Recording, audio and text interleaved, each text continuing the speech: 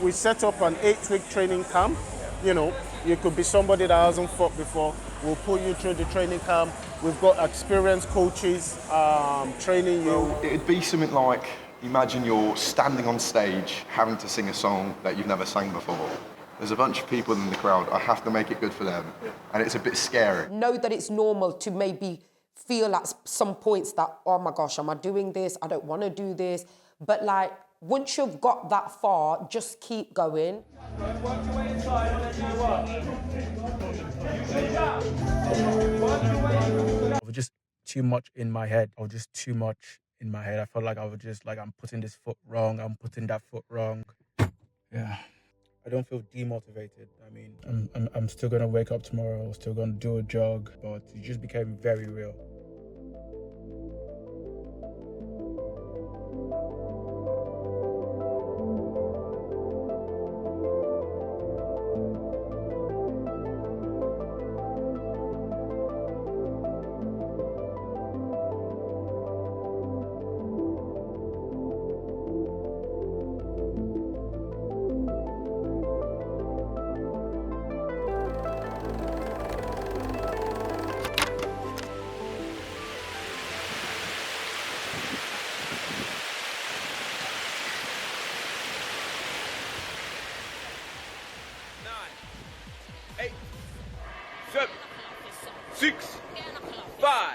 So explain to me, so like there's those for charity, there's amateurs, there's white collar. No, what it is, you got, basically, if I was going to go in levels, I'd say the charity white collar, then you've got the unlicensed white collar boxing, then you've got the amateurs, and then you've got professional. Okay. So kind of the charity white collar, so like the It's bottom, yeah, it's bottom. No disrespect, but everyone's got to start, you've got to start from the bottom. Referee Ready was formed by my dad, my brothers, and myself. And my role is to help train the fighters. Basically, me and my brothers do the training. My dad used to be here, but he passed away, so we've decided to carry on to the tradition of running the gym, Felix Fighting Systems. In recent years, like due to like things like influencer boxing, having like UK grown like champions, it's experienced a lot of popularity basically. What would you say about sort of the youngers who have come to the sport by that trend, by viewing that trend? Like, what's your opinion of? My opinion is, if you're going to bet yourself, I don't care what you've watched to get there. It's just as when you get there, you put that work in. Yeah. Whatever you've watched to get you to do that is, in my book, must be something positive. Because it's made you come to boxing, which for me personally, I think it's a very positive thing, especially for young men, because as we know, young men got a lot of, how should we say it, testosterone hormones, growing up problems. As a young man, to be in an environment like that, I think is brilliant because it releases some of that pent-up aggression that they don't know how to release. Because as I was young once myself, so I know I've been there and I've worked with a lot of young people in the gym. For someone considering to like start basically at the bottom level and do like a charity boxing, they're thinking about doing it, but they're unsure. What's one like piece of advice you'd give them? Would you tell them? Is it a case where like if you're unsure, then it's not for you? Or like I say, boxing's not for everyone. If boxing was easy, a lot more people would be doing it than they are. Boxing is not for everyone, which is fair enough. It's like bowls is not for everyone, fishing is not for everyone. You find your niche and what makes you feel good in yourself and do that.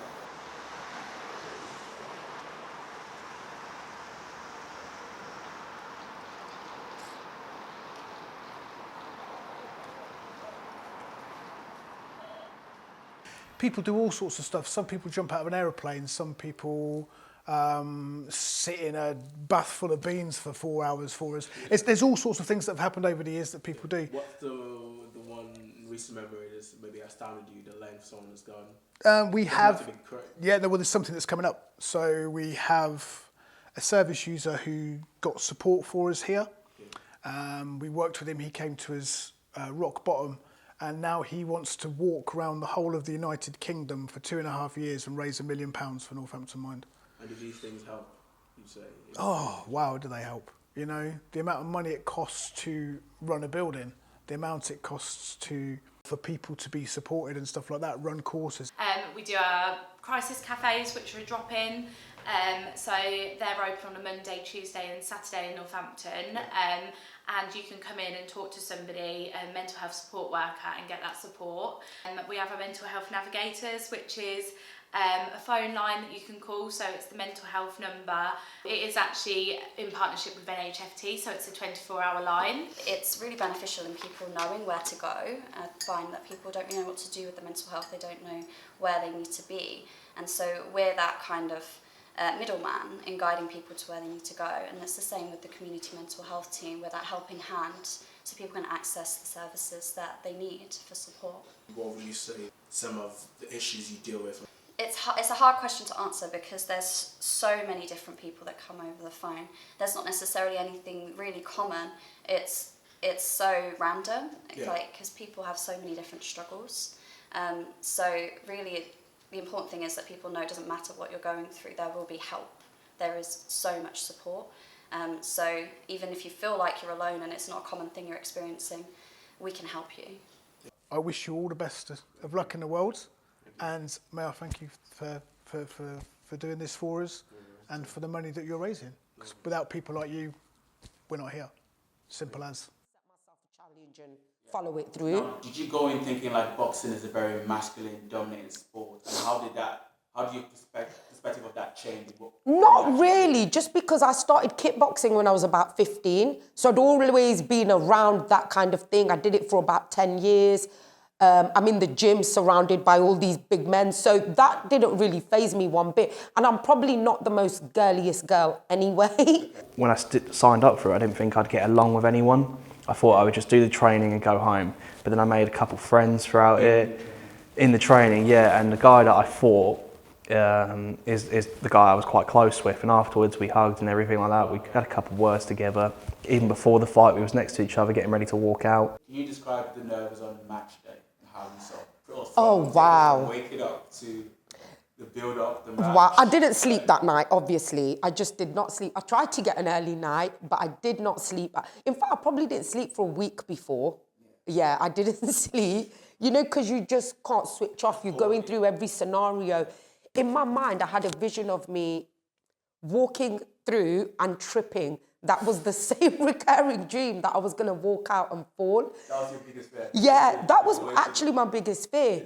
But to be honest, on the day, the people sitting there, you kind of go numb to it. You do just become like more in yourself. As I was walking out, I remember there was a lot of noise because I had at least 50 people there just to come and see me. Yeah.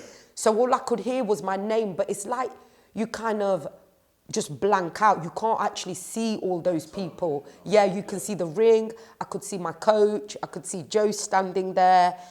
And yeah, I think the adrenaline just takes over. So then you're just like, right, let's do this. My mum was kind of just like, oh yeah, okay. All right. You know you're going to get hurt. And I was like, yeah, I know, Mum. She goes, yeah, okay, well, just know you're going to get hurt. And I was like, cheers, Mum, thank you. You're proud of me, yeah? And then my dad was like, he was like, you need to see it through, you need to see it through. And then when I saw it through, he put a very nice post up on Facebook saying, can't believe my son is going to do a charity fight. I'm so proud of him. And that touched me, that did. I was quite happy about that. When it came down to friends, I had a childhood friend called Sam who was there, and he just said, look, if you go in that ring and get battered, I'm laughing at you. And I was like, you know what, fair enough. You need one of those friends. I was like, cheers, mate, you know, not like you hope I win. Like, just he's not taking it seriously. No, he's a very unserious person. Yeah, he was a big part of the journey as well, because I was like, I cannot wait to have my best mate of all the years I've known him, see me get in that ring and fight.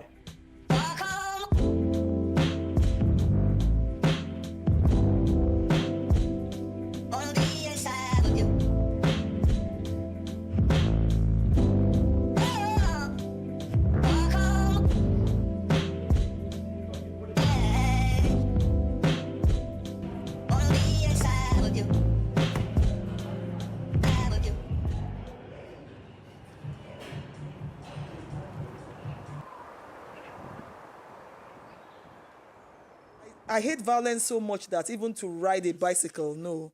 And I think you don't like violence as well, like me. I think you took that from me. So if it was your younger sister, I would say yes. But with you, no, you would always be like, in fact, you don't even mind letting go, being treated wrongly, you know. Yeah, I know. You know, just to let go. So when you now came with boxing, I'm like, where is this coming from?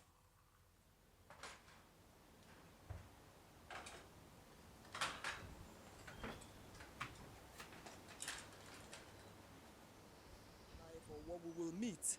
You know, our hope is that when we are old and grayed, you know, and gone, we want our children to be able to stand. We want to be sure that they can defend themselves, you know, that they are happy, that they are in good hands. So it could help. We never can tell, you know, because it's actually good for you to have that toughness once in a while for life. Because, I mean, knowing you at the start, it might be somehow for you to punch the person, but when the person gives you one punch, and he really, you know, you really feel hurt, it will wake you up, isn't it? It will wake you up. And that's the toughness that I'm talking about. It will wake you up, and that's what life does. When we face challenges, it wakes us up. It could either wake you up, then you react by letting go, by giving up. Or it wakes you up and you face it and excel in it. So I think part of my advice to you is that give it your all, knowing that you are keeping this experience for the future.